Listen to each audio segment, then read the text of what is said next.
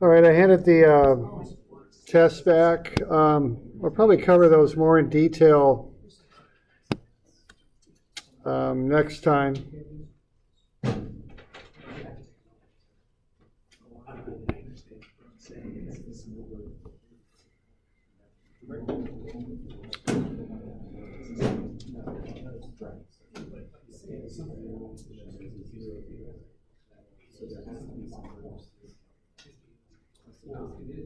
It is a life force, but it's from this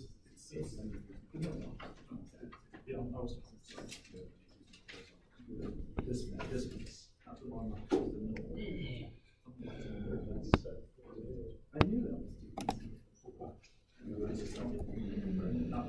Okay, just some quick notes on this. That free body diagram, you want to get the force at the roller. It's 90 minus the ramp angle, it's 34. The force at C is on the flat surface. The armature there is at 17, so 90 minus 17 gets you 73. The next one, the distributed load there is 4,500 pounds. It's at the centroid for the triangle, which is 4 feet from the vertex. Add that to the 5, you get 9 feet. So 4,500 pounds times 9 feet. Okay, 40,500. All right, the next one there, I was looking for a resultant, not a reaction. So I was looking for a resultant. Sum of Fx is 615. Sum of Fy is 571 down. Sum of moments is sine of 72 times the 600 times 1.2. That's negative for clockwise. 800 times 0.7 is the moment for that 800 Newton force. The total is 125 clockwise. All right, and then when you find dx, you take the 125 minus the Fy component, not the total force, but the Fy, the 571 is 0.218 meters. Okay.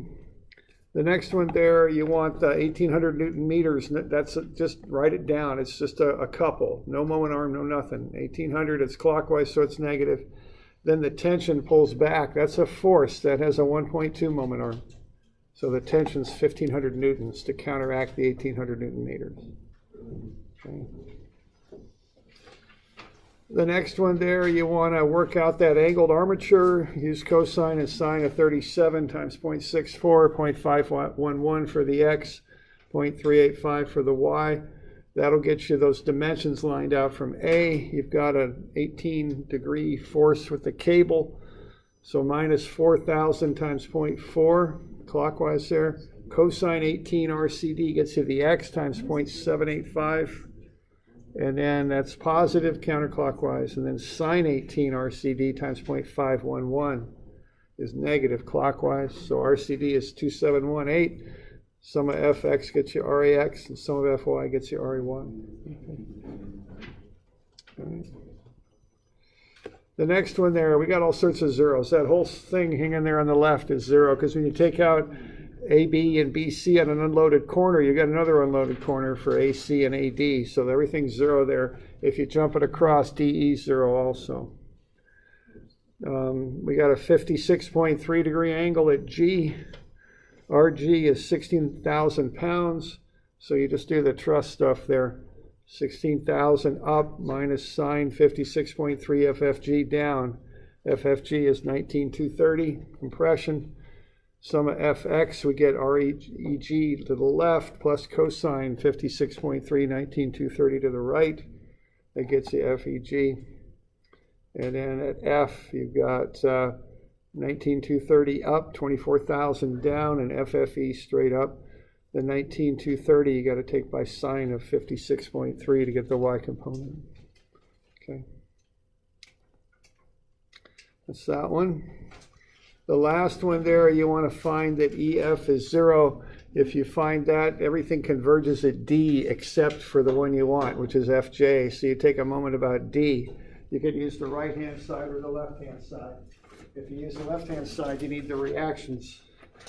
If you use the right-hand side, you don't. But you get 45 compression either way. Okay. So that's if you have questions, we could look at them tomorrow. Okay, there's some stuff I want to get to here today, but that's a run through it. Okay.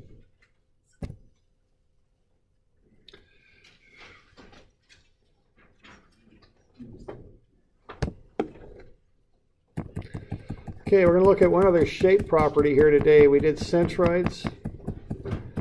And did I assign problems for centroids? Okay, 2 or 3 of them? 3 of them, right? Okay.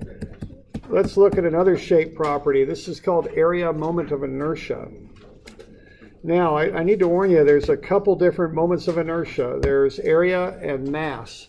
In physics, you'll probably use mass moment of inertia. In statics and strength of materials, we use area moment of inertia, which is the property of a shape. Okay. All right, now, when a beam is loaded, it bends. Okay, it'll flex is another word for that. And quite often in engineering applications, we want to minimize that. We want to keep it down to a minimum. So the moment of inertia is a number that helps express a beam's ability to reduce the stress and bending when it flexes. Okay? So that's what this number is. It's a little bit more abstract than a centroid. I'm on page 640. I can point to a centroid on a beam, but I can't point to a moment of inertia. Okay? It's a little different sort of thing. But what I want to do there is minimize the bending. All right, now maybe I'll ask you some fairly obvious questions here. They're on 640. Which beams are going to bend less, do you suppose? Those are called floor joists. They're beams that run under your floor.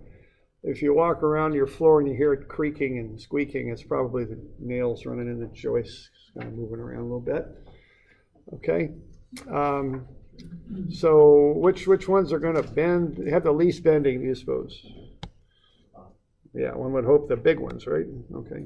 So when in doubt, design stuff to be big. It has less stress, less deflection. All right, but it's not only the size, it's also the orientation. Here we have 2 sets of beams. They're both the same size, but how you lay them matters. I mean, which way are you going to lay floor joists, top or bottom? Yeah, one would think the top, right? You want the long part of the beam into the load, right? I mean, even though they're the same size, the top is going to have less bending, okay? So what the moment of inertia is a number that expresses mathematically some of that common sense that you just looked at, okay? The 2 factors that create a large moment of inertia are area and distance. The way we calculate moment of inertia is we break up a shape into a bunch of little areas, little dAs. We find the distance from an axis to those areas. We square the distance and multiply it by the area, and then we add all the little y squared dAs up to get I sub x. So we name this thing after the axis we calculated about. So a moment of inertia is calculated about an axis. You take a distance from the axis to your areas, you square that and multiply it by the area, and you add that up for each of the different areas as many times as is required. The units on this are kind of funny. They're length to the 4. Okay. Now, when a beam bends, it bends about what's called its neutral axis. To find the neutral axis, you find the centroid of a beam on the cross section, and then you run a line down equal to that centroid down the length of the beam, and that's referred to as the neutral axis. Okay? So that's how you find the neutral axis. When a beam bends, it bends about that axis. So if I take a telephone book and treat it like it's a beam, what a beam is going to do is that, or it's going to try and do that, I guess I should say. Now notice the difference on the left-hand side, which is bound and has a nice right angle there, even though the beam's bent, and the right-hand side, which is not bound, where the pages are free to slide. What happens there? What happens is an actual beam can be thought of as sheets of atoms, kind of like the pages of the book. The beams are held at a certain angle, usually a right angle, however the beam was cut on one side. Okay? Now on the right-hand side here, the beam is not free to slide around. Those planes of atoms are not free to slide as those pages are in the telephone book. So what happens is those molecular bonds hold those pages together, and they're going to pull these top pages inward, and they're going to stretch the bottom ones out to hold that shape. So the top of the beam in this case is in compression, being pushed in. The bottom is stretching, it's in tension. That's what happens when a beam bends. Okay? So that's what's going on. So what we want to do is minimize this tendency, because the more extreme the bending, the higher the stresses, and the more stress we have building up in our beams. We don't want that to happen. Okay, so what we want to do is create a beam that has a high moment of inertia to resist that bending while using a small amount of material. What using a small amount of material does is it lowers the weight of the beam, which is part of the load. It also lowers the cost. Okay, so we want a high moment of inertia and a low amount of material. Now keep in mind what I is y squared dA. So we want to maximize the distance and the area for the lowest cost, the lowest amount of material. What type of shape are we going to make beams out of that do that, do you suppose?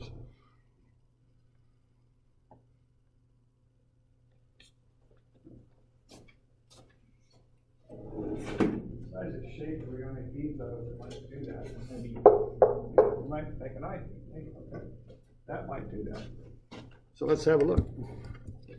Okay, there we go. There are some standard types of beams. A lot of the top ones are all I-beams, is the term for them. Back in the turn of the century days, they used standard I-beams, somewhat narrow beams with slopes with kind of fillets on them, rounded edges. Nowadays, they use wide flange beams. Okay. Okay. Now, what's going on are these beams are bending about their centroidal axis. So what we want to do is to take that area, the dA part, and put it a long ways away from the axis. That maximizes our moment of inertia if we can maximize y. So what we do is we take the flanges of the beams and put them out a long distance from the neutral axis, and we maximize y. So the bigger y we have, the more effectively we use the A. That's the idea, okay? So in the old days, they used American standards. Nowadays, they like good resistance to a vertical load, but they also like resistance to a lateral load from the side. Can you think of any lateral loads we might have here in the Pacific Northwest? Yeah, wind, but earthquakes are the big one we're thinking about. So we need good sideways stability too. So by extending those flanges out, we get better strength in that for the lateral loads, okay? All right, when we're driving I-beams into the ground to make, to support loads, we use heavy pile for that. It's an I shape, but very heavy, so it can withstand the beating to drive it into the ground. Sometimes we take these I shapes and cut them up, make T-beams out of them, or channels, depending on how we cut them. Columns can be made out of pipe or tube. A nice little trick there is to take your pipe or tube and fill it with concrete. That'll stiffen it up a little bit too. Okay. So those are some common shapes, and notice the idea is constant there. You're taking an area and putting it out a long ways away from an axis. That gets you a high I value. Okay. So there's an I-beam there, or an I-column, I-beam. There's a tube for a column. Here's a double T-beam for a beam. There's another I. Here's this TJI that they use in houses now. In the old days, they used 2x for floor joists, but now they use this TJI stuff. It's cheaper. What's that? The purlins are channel. The horizontals on the... Oh, right here? So yeah. Okay. Well, actually, the ones below it, too, are actually... Yeah, sure. Yeah, those are channel. Channel are good to kind of butt up against a surface like a wall. Yeah. Okay, thanks. Yeah. I don't know if that's channel or no. Yep. It is? Okay. Good deal. All right. Okay. All right. All right, now I-beams are very common. They're called out by shape, the nominal depth, and the weight per foot. So the shape is what we were just looking at back here, S, W, M, or HP. The nominal depth is an average sort of approximate depth, which is used for just kind of descriptive purposes. So a W is a W shape. 36 means the depth is about 36 inches. There'll be some variance on that depending on which particular W beam you're talking about, and the thing weighs 300 pounds per foot. That's a call out on an I-beam, okay?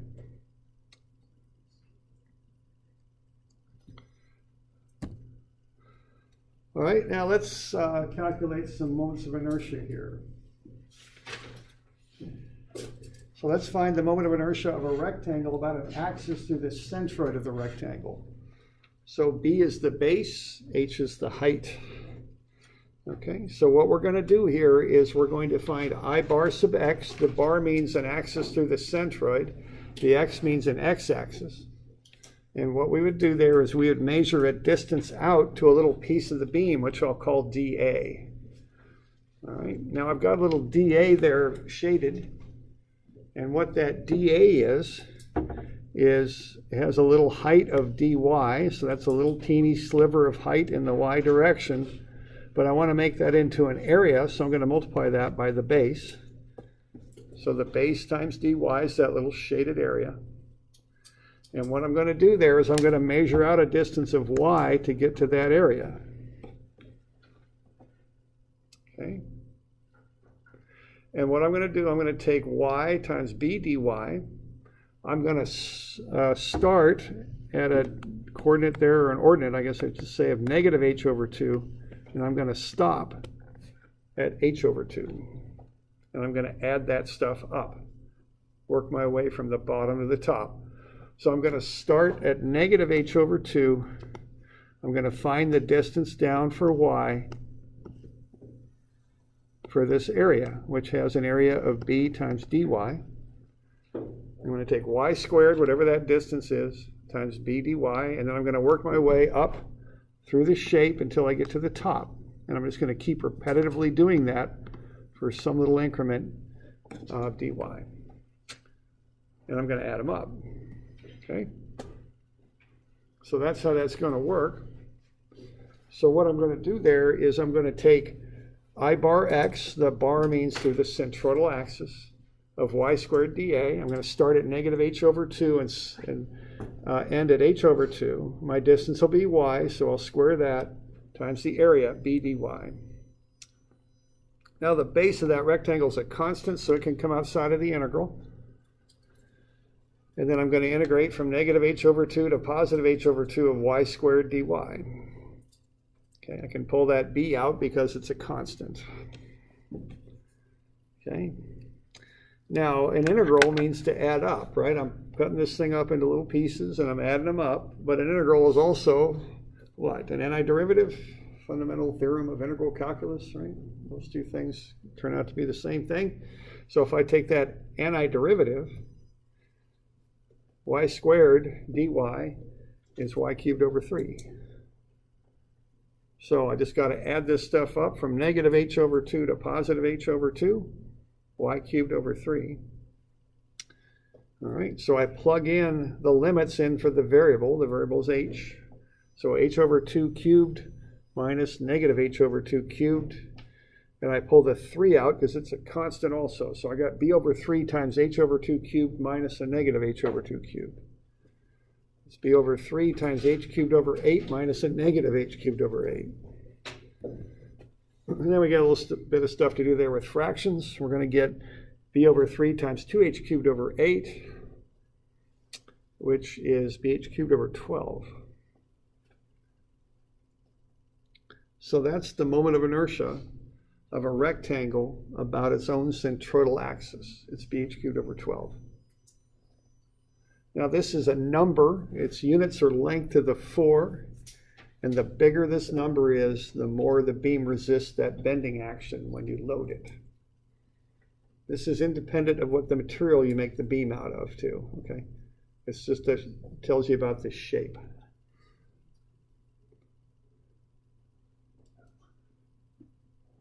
Okay, and we're taking it about that particular axis that goes through the centroid, right there.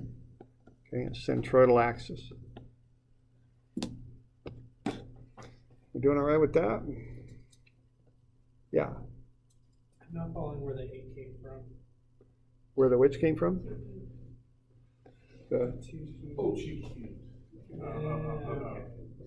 Yeah. For a moment. Okay, I couldn't hear what you're saying.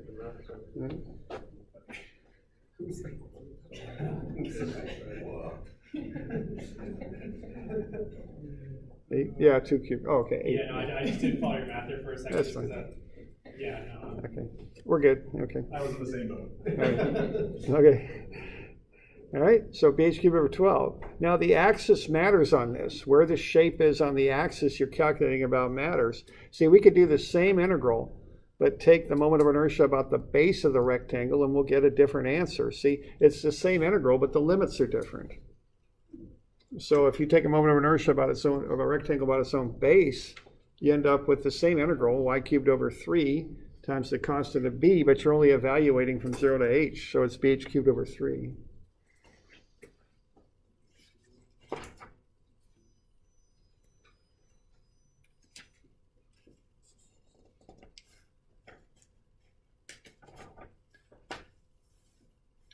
So that's an example of calculating a moment of inertia. All right.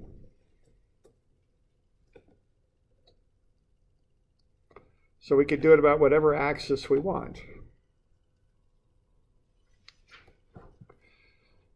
And that's the fundamental way to do it. You break the thing up into areas, take the distance from the axis to the areas,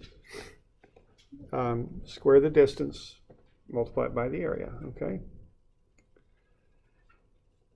Now, there's different variations on this.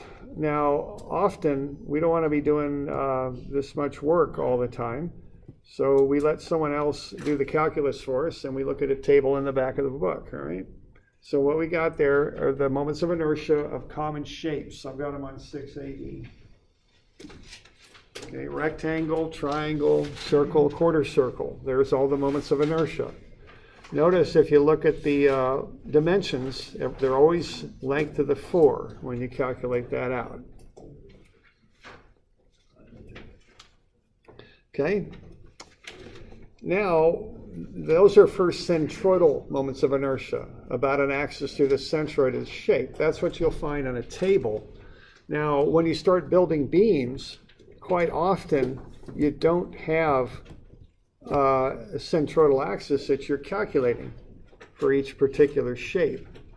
So let's say we've got this T-beam that I'm showing you there, and we got the neutral axis that we calculate the moment of inertia about.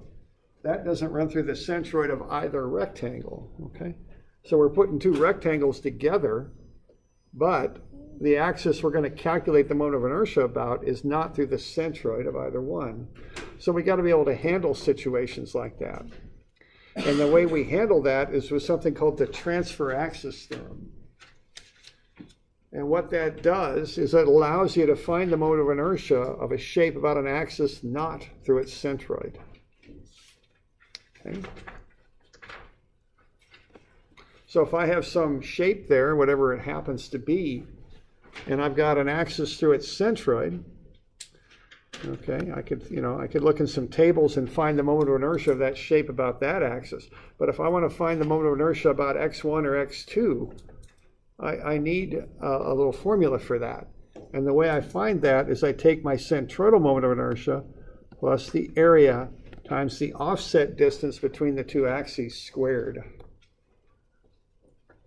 So I sub x1 about this axis up here is I bar x plus a times d1 squared. Okay.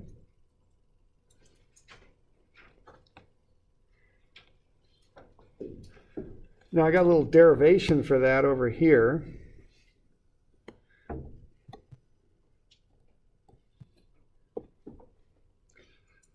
So what I've got there is I bar x is y squared dA. Okay.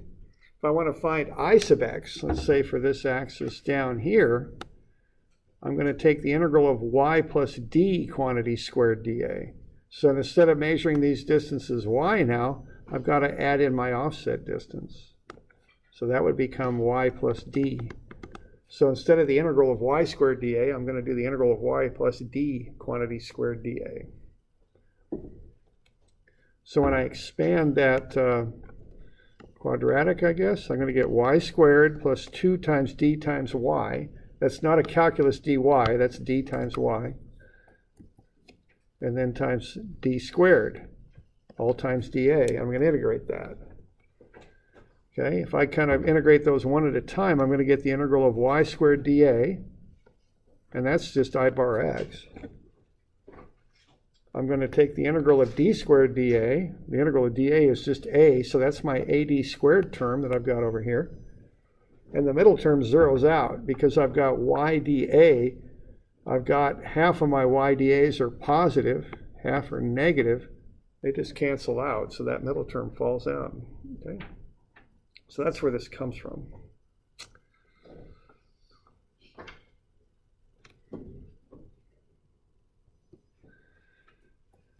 All right, so that's called the transfer axis theorem.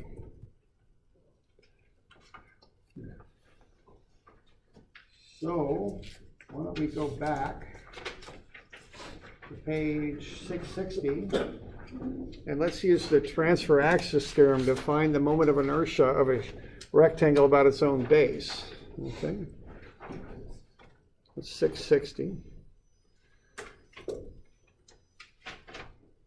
Now, what we know is that I bar sub x for a rectangle is bh cubed over 12. And I know the transfer axis theorem is I bar I sub x would be I bar x plus ad squared, right? So what I'm going to have there for I sub x is bh cubed over 12. And then what's the area of the rectangle then? That'll be my A. What is that?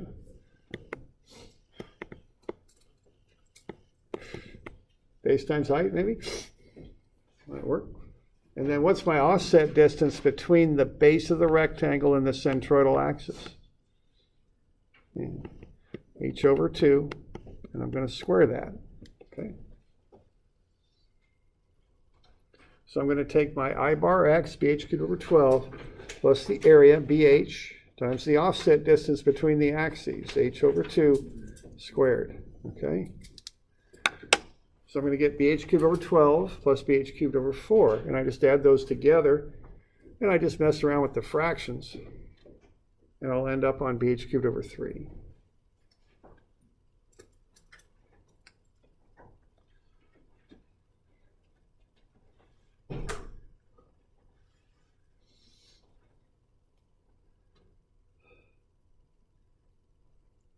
All right. So that's how you would apply the transfer axis theorem. You take the area, excuse me, you take the centroidal moment of inertia. There's a formula on your formula sheet for that. Then you add in the area of the shape times the offset distance squared. Okay. We good with that?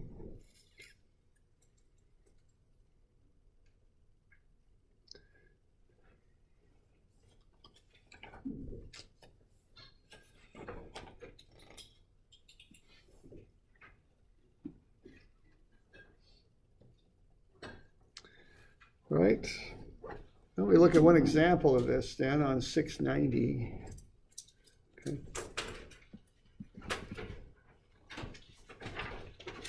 Let's say we've got a shape like that. Let's say we got some sort of roof beam and we're kind of casting a little channel in there in case it rains. We'll give the water somewhere to go on these beams. Okay. And what we want to do is find the moment of inertia for these beams, I sub x and I sub y. Let's see if we can do that. All right, so what we got there is we've got the given information or the standard moments of inertia for a rectangle, bh cubed over 12, and a triangle, bh cubed over 36.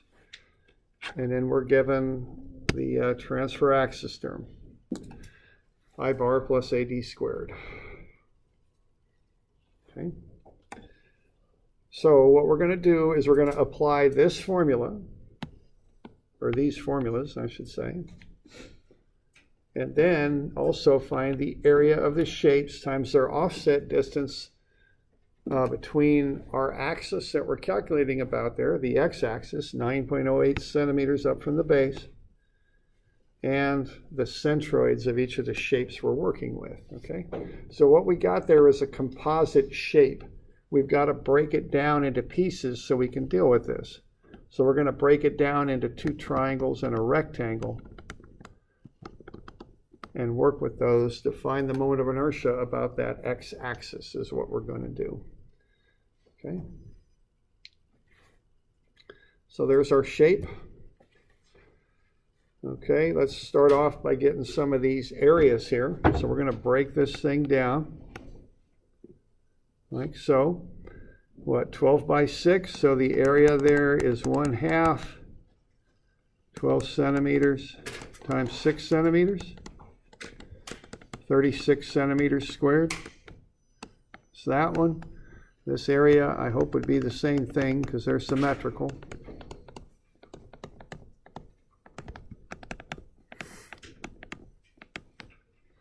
And then what's this last one? 15 by 24.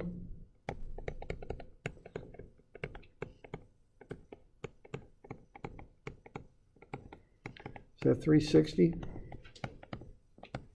I think it is. Okay.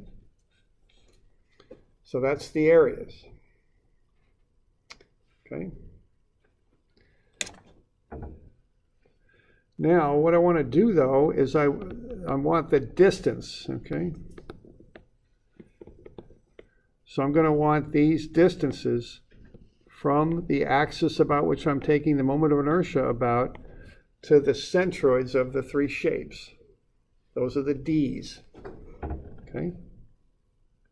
So let's look at calculating those.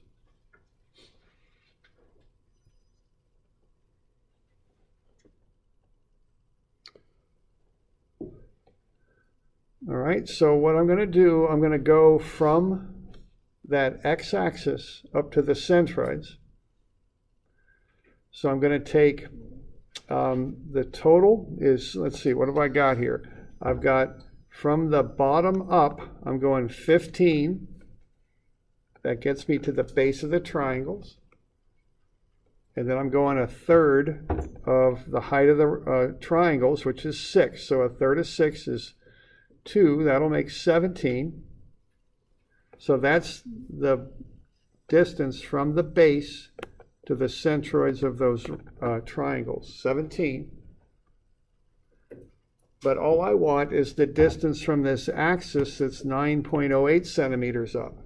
So I'm going to take 17 minus 9.08, and I'm going to get 7.92.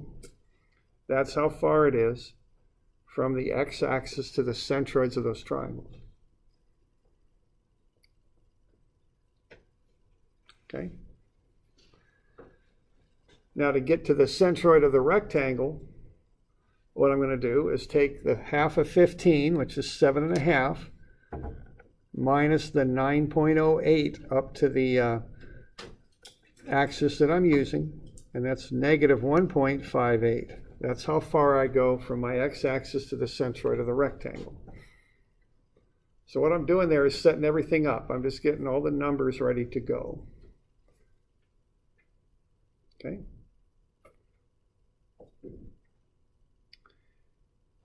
In addition to that, I'm going to calculate my distance from the y-axis. Okay. So what I'm doing there is I'm just going 2/3 of the base of the triangle. 2/3 of 12 is 8. So that's what those distances are, positive and negative 8.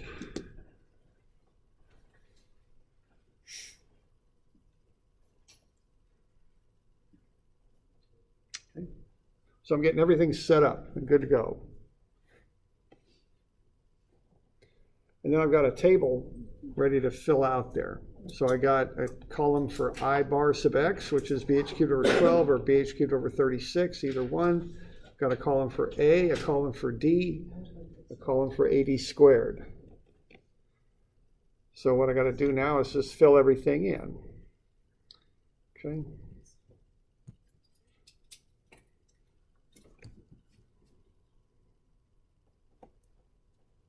So for the first one, for the triangles, I've got a base of 12 and a height of 6. So 12 times 6 cubed over 36 for a triangle gets me 72. That's for both of the triangles. That's the moment of inertia of the triangles about their own centroids.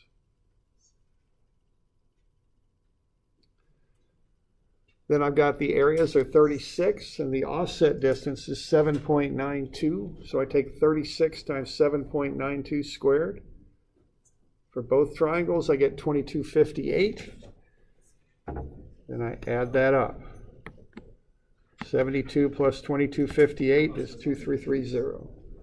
You got any questions? We're doing all right?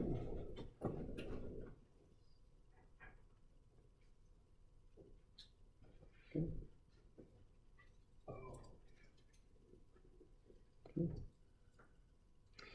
I do the same thing for the rectangle. A base of 24, height of 15. 24 times 15 cubed over 12 for a rectangle is 6750. Area is 360. Distance is 1.58. It's negative, but I'm going to square it, so it doesn't make much difference. Okay. So for my transfer axis piece, I take A times the offset distance squared.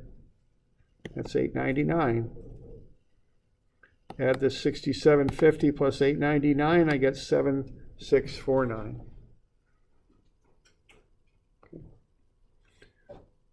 So to get the total moment of inertia of that shape, I add all three of the pieces together and I get 12,309 centimeters to the 4, which is 0.000123 meters to the 4. So that's the area moment of inertia of that shape. So bh cubed over whatever, 12 for a rectangle, 36 for a triangle. That's the centroidal moment of inertia. Then add the AD squared term. Okay. And add those together, you get the total moment of inertia.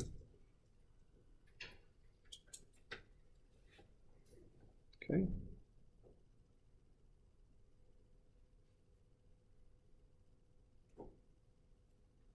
You convert it to meters.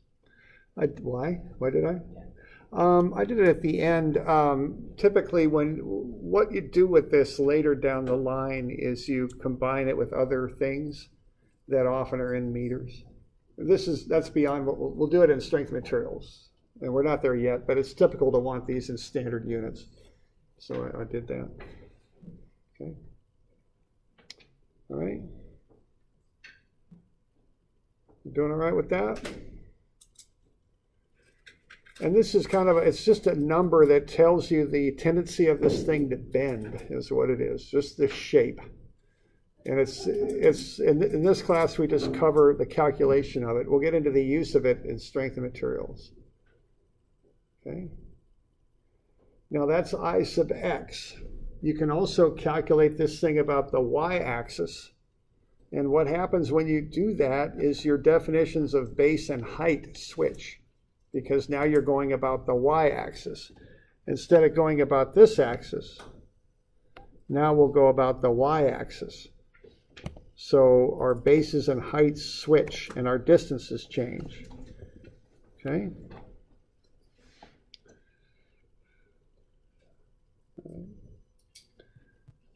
So I sub y there, instead of 12 times 6 cubed over 36, I've got a typo there, and that should be 36.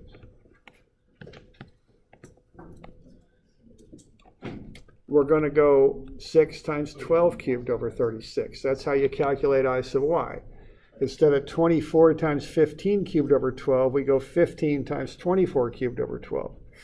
Because we're using a different axis now. See, we're going this way now. That's our reference axis. Of course, the areas don't change, but the offset distances do. We're coming off the y-axis now. So for the triangles, the offset distances are 8 and -8. For the rectangle, it's just 0 because the centroid of the rectangle is right on the y-axis. Okay.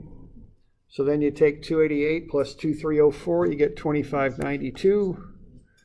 288 plus 2304, 2592, and 17280 plus 0 is 17280. So you just add them all up, and that gets you the total moment of inertia of that shape. That's about the y-axis, okay? So you can calculate about whichever axis you might be interested in.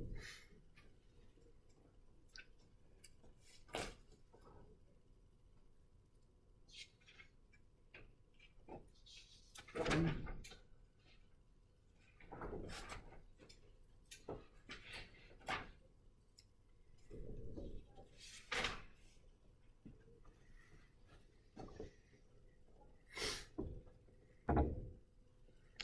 So we'll get you a couple more of these to do.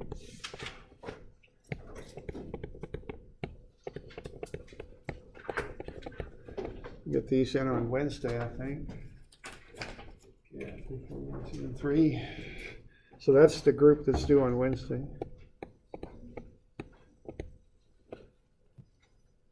And that will be the 28th.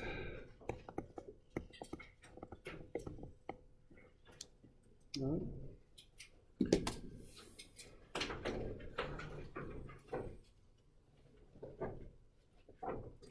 Any questions on that?